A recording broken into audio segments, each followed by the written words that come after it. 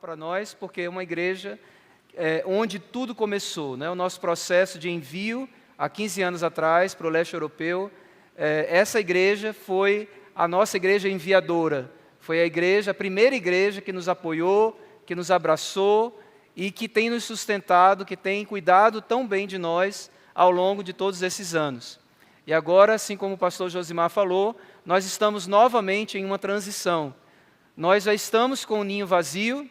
Se você já viveu isso, ou está pensando em viver isso, saiba que é um momento único, singular na nossa vida, especialmente no nosso caso, porque estamos vivendo isso há 1 mês e meio, mais ou menos, que é o tempo que nós estamos aqui no Brasil. Domingo que vem, nesse horário, nós já estaremos em Portugal. Nós fechamos a nossa casa na Romênia, nossa vida lá, viemos para o Brasil, deixamos os filhos na Lituânia, viemos para o Brasil e daqui, no próximo final de semana, estaremos indo a Portugal. E como é bom a gente ir a Portugal para começar esse novo momento, essa nova estação, esse novo desafio, assim como o pastor Josimar falou, o desafio de diretor transcultural da CEPAL, cuidando de todos os missionários da CEPAL que estão fora do Brasil, a partir de Portugal, por ser um lugar mais estratégico, mas sendo assim novamente enviados, abençoados por esta igreja, por esta casa, a qual amamos muito. Uma coisa que eu não comentei hoje pela manhã e queria começar a palavra dessa noite comentando com os irmãos, é que desde a última vez que nós viemos aqui, Deus nos deu uma grande bênção. Deus me deu a bênção de me tornar cidadão romeno. A Romênia, ela nos deu muito mais do que demos a ela. E é uma característica da obra missionária. Os missionários, eles recebem muito mais do que dão. E assim também aqui, não é? Porque a diferença é, nós somos missionários com malas, vocês são missionários sem malas. Porque todos nós temos uma mesma missão, que é fazer discípulos de Jesus. E sempre quando nos engajamos totalmente na obra de Deus, nos empenhamos em servir ao Senhor, recebemos muito mais do que damos. E eu fui abençoado em me tornar romeno. A Romênia mudou a minha identidade. Eu não sou apenas brasileiro mais, eu sou também um cidadão romeno. E é muito bom poder subir esse púlpito hoje representando essa nação que nós aprendemos a amar. Hoje pela manhã eu falei que a nossa saída da Romênia agora, há 1 mês e meio atrás, foi mais dolorosa do que a nossa saída do Brasil quando nós fomos para lá, por alguns fatores que eu não vim ao caso falar aqui, mas nós realmente saímos com muitas lágrimas e com muita dor. Interessante, uma pequena aula de língua romena aqui.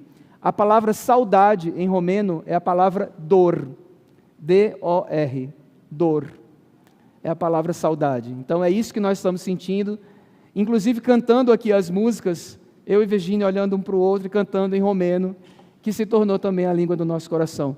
Mas por que eu estou falando tanto da Romênia nesse momento? Porque eu queria apresentar para vocês um personagem da nossa história. E não vai ser o Drácula, porque um dos personagens da nossa história é o Vlad Tzepes, né, que foi um grande general romeno no século XV, mas eu não vou falar do Drácula. Eu vou falar de um personagem cristão. Eu quero começar esse sermão falando sobre ele. O nome dele é Richard Wurmbrand. Não sei se vocês já ouviram falar desse homem, mas esse homem ele foi torturado por amor a Cristo. E por que eu estou falando exatamente essa frase? Porque esse é o título do livro que ele escreveu, Torturado por Amor a Cristo, entre muitos outros livros. Em 1965, o nosso país veio à função de presidente do nosso país um homem chamado Nicolae Ceausescu.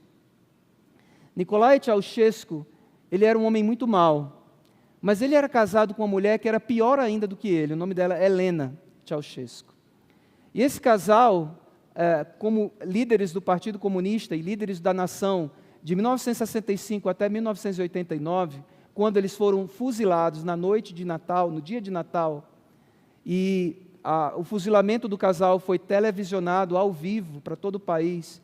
Se você tiver curiosidade, não aqui no culto, por favor, mas quando chegar em casa, procurar no YouTube, se você tiver condições, você vai ver que está no YouTube o fuzilamento do casal. E nós vimos também um vídeo que mostra a população saindo às ruas para celebrar e dizendo o seguinte: o anticristo morreu no dia de Natal. Só que esse homem, olha só, eu estou vendo alguém já olhando ali no YouTube. Será que a impressão minha é não, né? Hein, Acácio? Ah, tá olhando, ok, tá certo. Que Acácio, tudo que você fala sobre a Romênia, a gente está tendo o privilégio de comer com eles e a gente está passando muito bem, né, irmãos? Imaginam, né? Na casa do pastor Josimar, a gente está passando muito, muito bem. E quando eu falo alguma coisa da Romênia, o Acácio pega o telefone e já vai pesquisar. Por isso que eu estou brincando com ele aqui, que ele estava olhando para o telefone. Voltando ao que eu estava dizendo, o Ceausescu, o casal Ceausescu, eles perseguiram a igreja. O comunismo pregou o ateísmo. As crianças aprendiam na escola que Deus não existe. Tanto que o momento quando a população se revoltou contra o regime e aconteceu na cidade de Timișoara, a revolução começou lá na cidade de Timișoara, foi a partir de um pastor, e o que marcou essa revolução foi a população na praça da cidade gritando: "Exista Dumnezeu", que significa Deus existe. Deus existe. E a igreja do Senhor orou muitos anos pela igreja romena, que estava na cortina de ferro. E Deus realmente nos libertou do comunismo de Nicolae Ceausescu, do regime de Nicolae Ceausescu, através de todas essas coisas que eu falei. Mas durante o regime dele, durante esses 24 anos que ele estava no poder, ele perseguiu muitos cristãos. E muitos irmãos nossos estiveram na prisão, morreram na prisão. Muitos irmãos nossos sofreram torturas horríveis, as piores imagináveis. Por exemplo, celebração da ceia com os excrementos. Eles eram obrigados a fazer isso. E muitas torturas, apanhavam muito. Tanto que, quando Richard Wurmbrand conseguiu escapar da Romênia, finalmente, ele chegou aos Estados Unidos, inclusive ali ele fundou uma organização chamada A Voz dos Mártires. Mas ele teve a oportunidade de falar para o Senado americano e ele tirou a camisa para mostrar as marcas que ele havia sofrido na prisão. E por um milagre ele conseguiu escapar com vida, porque ele chegou à beira da morte muitas vezes. E a história dele é muito linda. Se vocês tiverem curiosidade, eu não sei se ainda existe esse livro, Torturado por Amor a Cristo. Há um outro livro interessante, se chama Nos Subterrâneos de Deus, também escrito pelo Richard Wurmbrand. Mas o Richard Wurmbrand, então, ele conseguiu escapar, ele conseguiu, inclusive veio ao Brasil, se não me falha a memória, falou em uma igreja, acredito que sim, viajou o mundo inteiro para falar sobre as atrocidades do regime na Romênia, da cortina de ferro ali. Mas quando o comunismo caiu, quando a Romênia começou a experimentar a liberdade, o Richard Wurmbrand teve o privilégio de voltar à sua nação, de voltar à sua terra. E foi organizado, meus irmãos, no ano de 1990, num lugar chamado Sala Palatului, que cabe 4.000 pessoas. É uma sala de espetáculos que nós já fomos várias vezes na Romênia, mas aquele lugar era o lugar onde o Partido Comunista se reunia e deliberava sobre a morte de cristãos, deliberava sobre o aprisionamento dos cristãos. Naquele lugar foi celebrado um culto. E aquele lugar estava lotado, 4.000 crentes reunidos ali. E Richard Wurmbrand sobe ao púlpito, naquela celebração, naquela noite, já fraquinho, já bem idoso, e ele pega com dificuldade, vai subindo no púlpito, foi ajudado, e quando ele chega ao púlpito, ele prega usando meio versículo, que é o texto que eu queria pregar nessa noite para os irmãos. E esse meio versículo é João, capítulo 19, versículo 41, parte A, e eu vou ler na Nova Versão Internacional. E a palavra de Deus diz assim: no lugar onde Jesus foi crucificado, havia um jardim. No lugar onde Jesus foi crucificado, havia um jardim. E Richard Wurmbrand, naquela noite, ele falou sobre a beleza escondida no sofrimento. E era isso também que eu queria trazer para a nossa meditação nessa noite. A beleza que se esconde no sofrimento. No lugar onde aconteceu a coisa mais horrível que poderia acontecer, o próprio Deus foi crucificado de uma maneira absurda, de uma maneira cruel, que nós não temos capacidade de imaginar o que ele sofreu naquela cruz. Naquele lugar tão difícil, de sofrimento tão profundo, havia um jardim. Que o Senhor nos ajude a enxergar o jardim no sofrimento das nossas vidas. Vamos orar. Senhor, obrigado pela Tua palavra, obrigado pelas experiências de servos Teus que viveram no passado e que conseguiram extrair da dor força, vida, beleza. Nos ajuda, Senhor, nas lutas da nossa vida, também encontrar o jardim que o Senhor tem plantado e poder nos alegrar em Ti, a despeito das lutas, das dificuldades, das tribulações e do sofrimento. Ajuda-nos, Senhor, a enxergar as oportunidades, os Teus caminhos e a encontrar a Tua presença que anda conosco no vale da sombra da morte. Em nome de Jesus. Amém. Uma das coisas que os missionários enfrentam quando eles retornam para os seus países de origem é algo chamado, não sei se vocês já ouviram falar sobre isso, choque cultural reverso. Quando saímos do Brasil e fomos para a Romênia, enfrentamos muitos choques culturais. Mas ao retornar para o Brasil, existem algumas coisas na nossa cultura que nós estranhamos. E um dos choques culturais reversos que nós temos tido esses dias aqui no Brasil é a maneira como as pessoas, principalmente os cristãos, têm tratado o sofrimento. Nós estamos vindo de um país onde o sofrimento, ele tem um ensinamento para trazer, onde as pessoas respeitam o sofrimento, onde as pessoas aceitam o sofrimento e extraem dele beleza, extraem dele profundidade. Mas aqui no Brasil parece que a gente, mesmo em igrejas tradicionais, com a teologia correta, bebe um pouco da teologia da prosperidade e começa a criar clichês que vão assim nos afastando da profundidade da obra de Deus nas nossas vidas. Por exemplo, a gente não admite uma dor, a gente tenta escapar, tenta pular, e aí a gente cria clichês como, vai dar tudo certo. E a gente não valoriza a dor do outro. Se você chegar para alguém e perguntar, está tudo bem? A pessoa responde, está tudo bem. Você já pensou o quanto o tudo representa? Tudo é muita coisa, irmãos.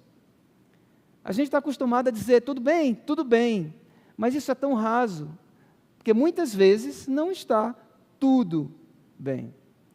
E é importante entender, aceitar e até compartilhar para que haja intercessão, para que haja oportunidade até de conexão. Ao invés de ficar se escondendo atrás de um sorriso, reconhecer que as lágrimas também são bem-vindas. As lágrimas precisam ser bem-vindas na nossa igreja. Nós precisamos aprender a fazer as pazes com a dor. Existe um livro inteiro na Bíblia que se chama Lamentações. Lamentações. Precisamos aprender a trazer para Deus também as nossas dores. A Virgínia, minha esposa, ela é artista plástica. Ela tem pintado, graças a Deus, ela tem realmente nessa fase da vida, e agora com o Ninho Vazio mais ainda, se dedicado a esse ministério ao qual Deus chamou a ela, de trazer a existência aquilo que não existe, imagens que Deus coloca no coração dela, para abençoar o mundo, né? Resgatar a arte, falar sobre a beleza da santidade de Deus através da arte. E eu lembro que uma vez ela estava pintando um quadro, e o quadro não estava terminado, e a gente começou a conversar sobre por que aquele quadro ainda não estava claro, aquela imagem ainda não estava clara para a gente que via o quadro de fora. Porque não havia ainda o sombreado. As cores escuras ainda não tinham sido adicionadas ao quadro. E por isso aquele quadro ainda não tinha profundidade. Meus irmãos, as cores tristes, no dizer do João Alexandre, do tapeceiro, né? As cores tristes, elas também são importantes. E sem elas, não dá para ter profundidade na vida, nem na arte. O que nós podemos aprender com o sofrimento? Eu passei recentemente uma experiência bem interessante com o sofrimento, com a dor. Ano passado, a nossa filha, a primeira filha, Elisa, que está fazendo 20 anos agora, porque lá na Lituânia já é dia 21 de outubro, ela se preparou para sair de casa, para deixar a nossa família. Meus irmãos, foi muito doloroso para mim ver a minha filhinha saindo. Eu lembro que nós, como missionários da CEPAL, temos casais de mentores. Toda a família da CEPAL tem um casal de mentores. O pastor Marcelo e a Marjorie têm mentores acompanhando eles. O William e a Esther, viu, dona Marilza, têm um casal de mentores acompanhando eles. Nós não ficamos sozinhos, sozinhos nunca.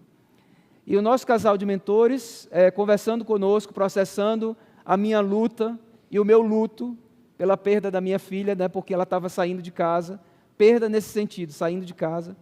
Ela me disse uma coisa que eu nunca vou esquecer, ela disse assim: Jorge, você está experimentando a dor de parto do pai. E ela estava me explicando porque a mãe sente dor do parto, porque a parte da dor que a mãe sente é a ideia de que a criança estava protegida no ventre e agora sai para o mundo. E o pai de menina que sai de casa sente uma dor semelhante, porque ele, como pai, quer proteger e agora vê que a filha está voando. E aí, irmãos, eu experimentei a dor de parto do pai. E foi tão interessante viver essa dor, inclusive na presença da minha filha, e ela perceber a minha fraqueza, a minha dor, o meu sofrimento. Mas Deus é tão maravilhoso porque Ele deu significado ao meu sofrimento. E eu lembro que uma vez orando sobre isso, Senhor, foi no último dia que ela estava em casa, antes de ir para a universidade, e eu amanheci, e quando eu abri os olhos, já comecei a imaginar ela bebezinha no hospital, eu indo pegar ela, olhando ela na maternidade, contando os dedinhos dela para ver se estavam completos, pegando ela no colo. E a gente tem uma experiência interessante, porque eu tive o privilégio de entrar nos 2 partos da Virgínia, e quando a Elisa nasceu, ela nasceu com os olhos abertos, olhando para mim.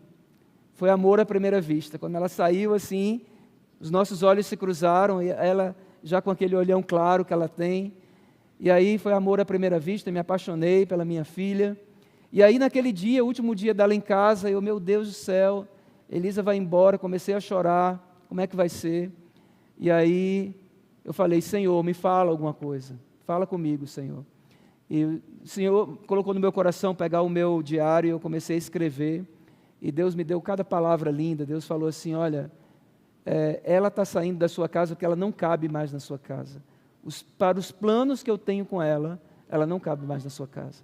E ela não está indo para a universidade, ela está indo para o meu plano, o meu propósito é além da universidade, e confia, sobe o teu moriá, apresenta a tua filha, eu cuido dela, antes de você ser pai dela, eu sou pai dela. E isso me trouxe consolo, conforto, mas não significa que passou a dor, ou seja, a saudade do coração desse pai.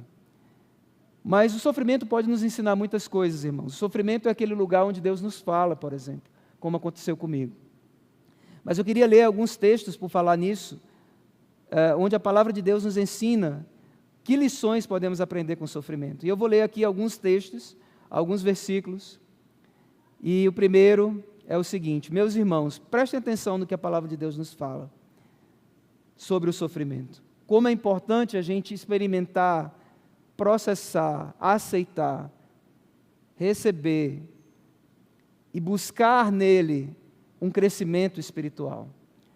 A palavra de Deus diz lá em Tiago, capítulo 1, meus irmãos, considerem motivo de grande alegria o fato de passarem por diversas provações, pois vocês sabem que a prova da sua fé produz perseverança, e a perseverança deve ter ação completa, a fim de que vocês sejam maduros e íntegros, sem lhes faltar coisa alguma. Paulo vai falar em Romanos 5, não só isso, mas também nos gloriamos nas tribulações, porque sabemos que a tribulação produz perseverança, a perseverança um caráter aprovado, o caráter aprovado esperança, e a esperança não nos decepciona, porque Deus derramou seu amor em nossos corações por meio do Espírito Santo que Ele nos concedeu. Lá em 2 Coríntios 4, Paulo vai falar, se você está vivendo um momento de dor, um momento de luta, de sofrimento, pode até fechar os olhos para sentir ainda mais profundamente o que a palavra de Deus diz ao seu coração nessa noite. E a palavra de Deus diz assim: por isso não desanimamos. Embora exteriormente estejamos a desgastar-nos, interiormente estamos sendo renovados, dia após dia. Pois os nossos sofrimentos leves e momentâneos estão produzindo para nós uma glória eterna, que pesa mais do que todos eles. Assim, fixamos os olhos não naquilo que se vê, mas no que se não vê. Pois o que se vê é transitório, mas o que não se vê é eterno. E por último, 2 Coríntios 12, o mesmo Paulo, ele fala, para impedir que eu me exaltasse por causa da grandeza dessas revelações, foi-me dado um espinho na carne, um mensageiro de Satanás, para me atormentar. 3 vezes roguei ao Senhor que o tirasse de mim, mas ele me disse, minha graça é suficiente para você. Em outras versões, minha graça te basta, pois o meu poder se aperfeiçoa na fraqueza, diz o Senhor. E o Paulo fala, portanto, eu me gloriarei ainda mais alegremente em minhas fraquezas, para que o poder de Cristo repouse em mim. Por isso, por amor de Cristo, regozijo-me nas fraquezas, nos insultos, nas necessidades, nas perseguições, nas angústias, pois quando sou fraco, é que sou forte. Mas, queridos, é importante entender nesses textos que a dor, ela não deve ser vivida apenas pela dor. A dor pela dor, não é esse o caso. Mas a dor, ela só faz sentido quando ela é vivida na presença, na companhia e na perspectiva de Deus. E eu vou repetir. A dor só faz sentido, só tem a capacidade da beleza, de nos levar para mais perto de Deus, de cumprir o papel dela realmente na nossa vida espiritual, quando ela é vivida na presença, na companhia e na perspectiva de Deus. É importante aprender a levar a nossa dor ao Senhor. Não sei se vocês lembram daquela música antiga que diz assim, quando tudo perante o Senhor estiver, e todo o teu ser Ele controlar, só então has de ver que o Senhor tem poder, quando tudo deixares no altar. Tudo, irmãos.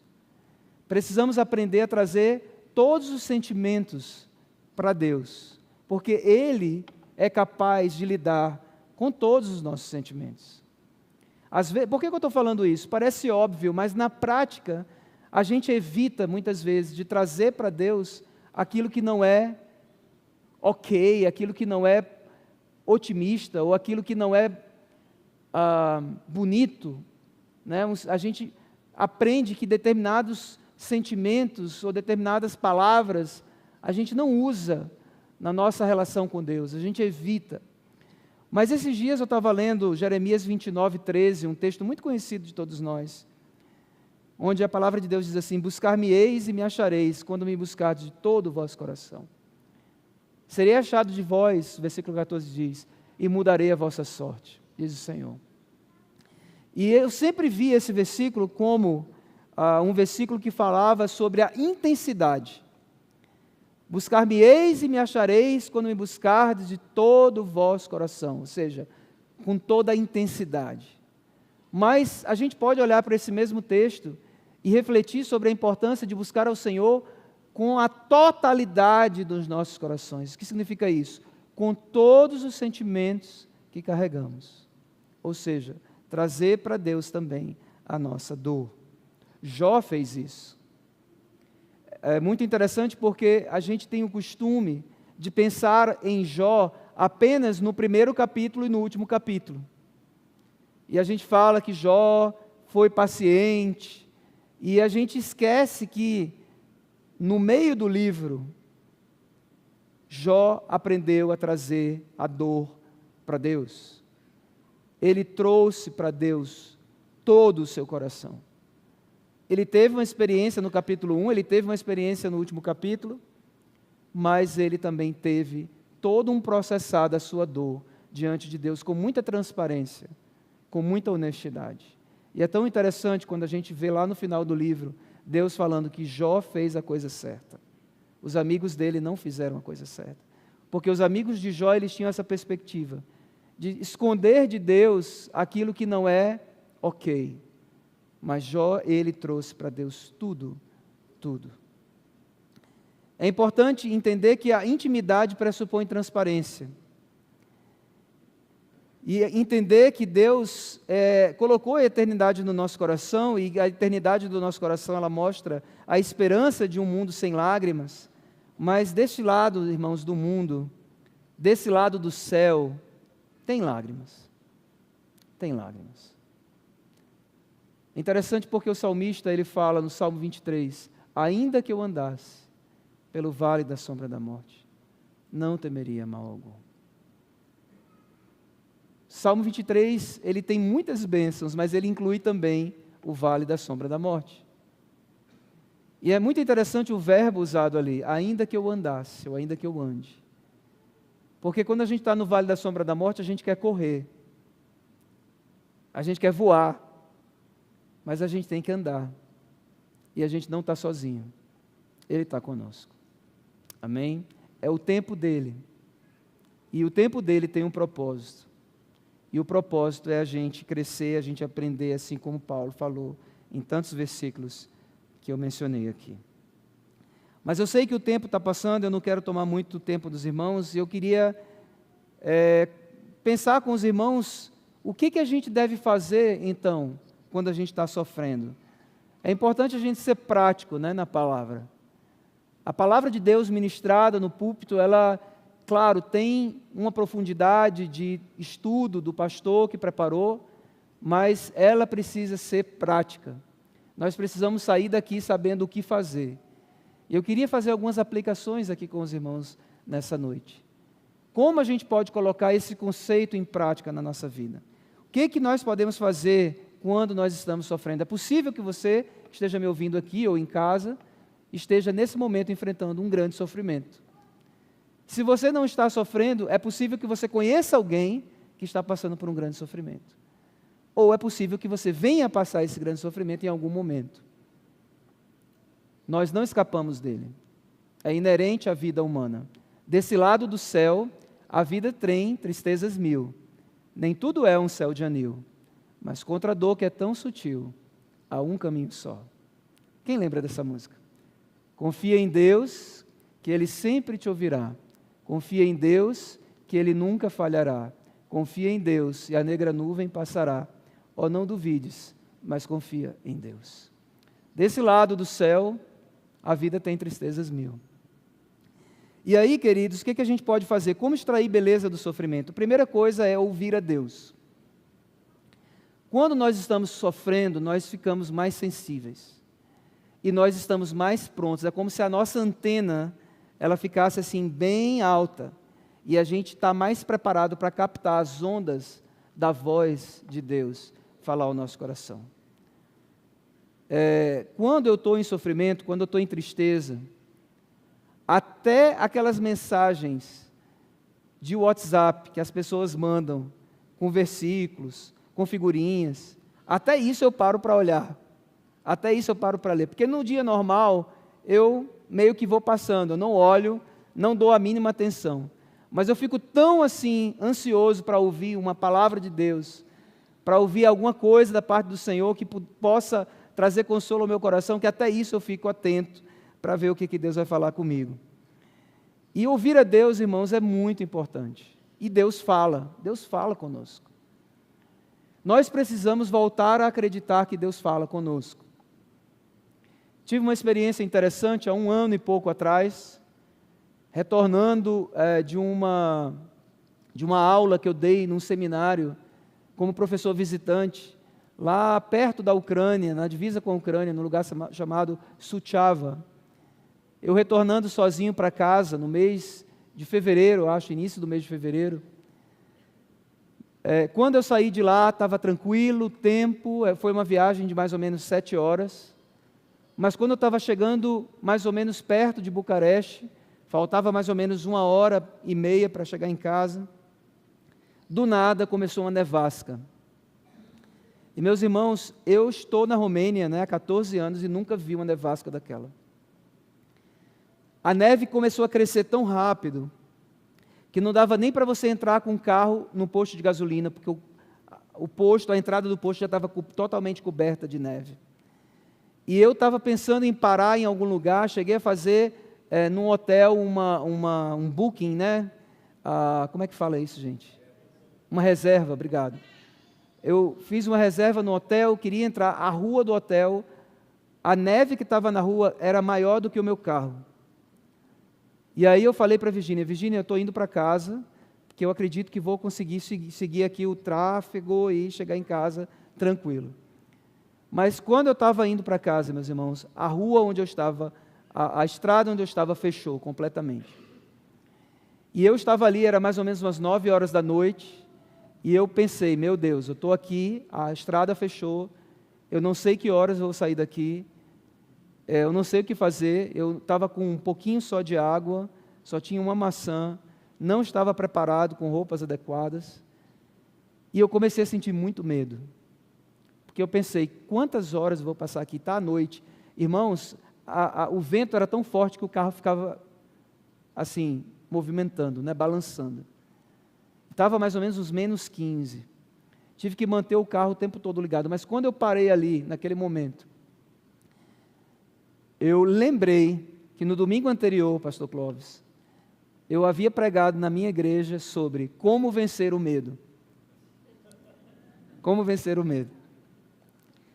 E uma das coisas que eu falei naquele culto, naquela mensagem, foi ouvir a Deus. Foi baseado na experiência de Elias, né? Na caverna. E aí eu parei e falei, Espírito Santo, eu estou aqui nessa situação, o que o Senhor tem para me dizer? E às vezes o Espírito Santo fala comigo em línguas diferentes da minha língua do coração, mas línguas que eu conheço também. E o Espírito Santo falou o seguinte para mim, uma frase, I got this. I got this. Falou comigo em inglês. I got this. Ou seja, eu tenho um controle da situação. Está tudo certo. E quando o Espírito Santo falou isso comigo, eu falei, amém. E meus irmãos, eu passei 14 horas e meia naquele carro, sem comer, né? Só comer uma maçãzinha, mas eu fiquei em paz e transformei aquela experiência num retiro espiritual. Porque eu ouvi a Deus. O fato de ouvir a Deus restaurou aquela situação e trouxe paz ao meu coração. Então, a primeira coisa que a gente deve fazer quando a gente está sofrendo é parar para ouvir o Senhor. Muitas vezes a gente tem o costume de orar, mas a gente não para o tempo necessário para ouvir até a resposta da nossa oração. É simplesmente um hábito que a gente não tem, a gente não aprendeu. Mas é importante, meus irmãos, usar o silêncio também na oração. Porque é no silêncio que Deus fala. O silêncio é uma porta para que a gente possa ouvir aquilo que Deus tem a nos dizer. Então, ao orar, passe um tempinho em silêncio. Às vezes Deus quer te dar exatamente a resposta da oração. Às vezes a gente vai orar, por exemplo, por direcionamento de Deus. E a gente já ajoelha e fala, Senhor, me orienta, me dá uma palavra, Deus, eu quero saber a Tua vontade. E aí você levanta em nome de Jesus, amém. E Deus ali estava pronto para trazer alguma coisa ao coração. Um versículo, né, pastor Walter? Uma música, alguma coisa, Deus está pronto para falar, mas você fecha o canal, você encerra a ligação, você desliga o telefone na cara de Deus, e ainda em nome de Jesus. Em nome de Jesus, amém. E a gente fica sem a resposta, simplesmente porque a gente não para ouvir. Então Deus fala, e ouvir a Deus é uma coisa muito importante que a gente deve fazer quando a gente está no momento de luta, de dor, de sofrimento. Uma outra coisa importante, busque amigos espirituais, amizades espirituais. Como missionário, eu gosto muito de um texto que está em 2 Coríntios 7, quando Paulo ele vai dizer, falando sobre a situação dele no campo missionário, lá na Macedônia, ele diz assim, pois quando chegamos à Macedônia, não tivemos descanso nenhum, fomos atribulados de toda forma, conflitos externos, temores internos. Deus, porém, que consola os abatidos, consolou-nos com a chegada de Tito. Paulo estava enfrentando um momento de muita dor, muito sofrimento. Imaginem o peso da responsabilidade, as perseguições, as lutas, batalha espiritual, todo tipo de circunstância adversa na vida daquele grande missionário. E ele enfrenta aqui quase como uma depressão. Mas aí ele fala: Deus, porém, que consola os abatidos, nos consolou com quem? Com a chegada do meu amigo Tito. Ontem eu estava falando para os jovens, e na introdução que eu fiz, na devocional, pequena devocional que eu fiz, falando sobre as tentações de Jesus no deserto, eu falei que no final, quando Jesus havia vencido todas as tentações que foram baseadas na sua identidade, se tu és o Filho de Deus, se tu és o Filho de Deus. Quando Jesus vence as tentações, a Bíblia diz que os anjos vieram servi-lo. E quem eram os anjos? Eram os amigos de Jesus, do lugar de onde ele veio. Talvez os melhores amigos de Jesus. Jesus veio do céu, e lá ele tinha uma convivência íntima com os anjos. E esses amigos foram enviados para fortalecer Jesus, depois que ele havia acabado de enfrentar a tribulação. Irmãos, precisamos caminhar com amigos. Eu imagino que eu estou falando para pessoas que já pagaram o preço de ter uma amizade e muitas vezes foram decepcionadas, frustradas. E talvez você disse para você mesmo: nunca mais eu vou ter um amigo. Eu quero dizer para você o seguinte: ter um amigo custa. Custa seu tempo, custa às vezes dinheiro, investimento. Mas o custo de não ter um amigo é maior do que o custo de ter um amigo. E precisamos orar e até pedir a Deus: Senhor, me dá um amigo, Senhor, me dá uma amiga. A vida cristã não pode ser vivida sozinho. Nós somos um corpo. Nós precisamos caminhar com amigos espirituais. Precisamos investir, precisamos buscar, precisamos pedir ao Senhor. E precisamos nos dispor a ser esses amigos que outros precisam. E só assim a vida cristã vai fazer sentido. Gosto muito de uma frase que diz assim: o olho vê tudo, menos a si mesmo. Precisamos ter outros olhos olhando para nós, para identificar em nós aquilo, por exemplo, que precisa ser transformado, que precisa ser aperfeiçoado, que precisa ser restaurado. O sofrimento não é um problema a ser resolvido, mas um mistério que anseia por uma companhia empática e amorosa. Sofrimento não é um problema a ser resolvido, mas um mistério que anseia por uma companhia, por uma amizade de alguém que é empático e amoroso. O que a gente deve fazer quando a gente está enfrentando tribulação, sofrimento?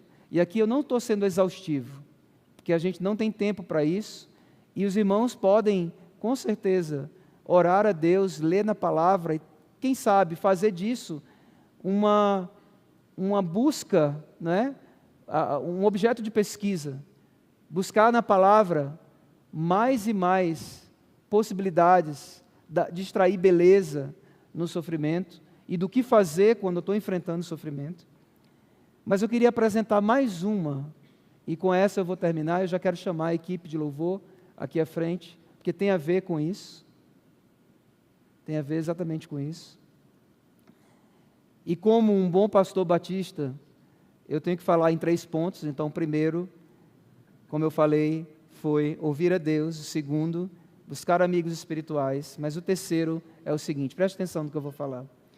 Aproveite para louvar a Deus no sofrimento, porque só deste lado da eternidade nós vamos ter essa oportunidade. Amém?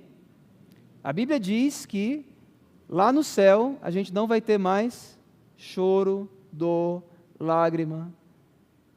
Porém, nós vamos louvar a Deus todo o tempo. Amém, Acácio?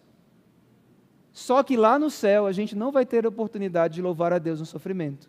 Só desse lado da eternidade a gente tem essa oportunidade. E isso se chama o quê, meus irmãos? Oferecer a Deus um sacrifício de louvor. É a gente louvar a Deus mesmo quando as coisas não vão bem. É a gente aprender a colocar, por exemplo, uma cadeira para o meu problema e dizer: problema, me escute quando eu vou louvar o Senhor. Eu vou louvar o Senhor na minha dor e no meu sofrimento. E a Bíblia diz que Deus habita no meio dos louvores. Quem conhece a história de Josafá? Ele colocou o exército na frente, por instrução do Senhor. Ele colocou os cantores na frente do exército, por instrução do Senhor. E quando o povo começou a cantar, Deus começou a agir. E eles cantavam a fidelidade de Deus. Eles cantavam sobre o caráter de Deus. Então, amados, vamos encher a nossa vida de louvor. Vamos aprender a louvar no sofrimento. Vamos oferecer ao Senhor um sacrifício de louvor, porque o louvor nos transforma. E o louvor muda a nossa perspectiva. Enche-nos de fé, enche-nos de poder, enche-nos de graça, para que possamos ser transformados e restaurados.